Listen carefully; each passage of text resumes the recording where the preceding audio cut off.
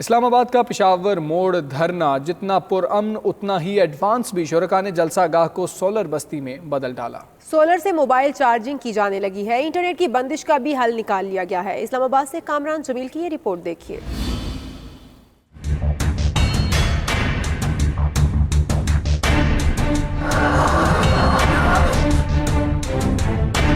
آزادی مارچ کے شرکاء نے جلسہ گاہ کے اطراف 4 کلومیٹر کی حدود میں انٹرنیٹ سروس کی بندش کا حل ڈھونڈ نکالا۔ سوشل میڈیا پر کوریج اپلوڈ کرنے کے لیے 4 کلومیٹر واک کرنے لگے۔ موبائل چارجنگ کے لیے اپنے ساتھ سولر پینل بھی اٹھا لائے۔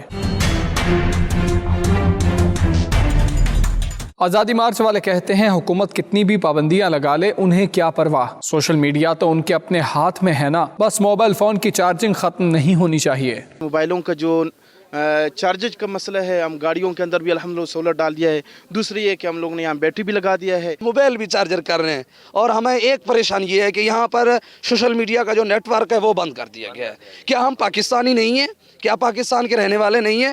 شرکاء کا کہنا ہے کہ 4 کلومیٹر واک کرنے سے جہاں ان کی صحت پر مثبت اثرات پڑتے ہیں تو وہیں اسلام آباد کے نظاروں سے بھی لطف اندوز ہو جاتے ہیں۔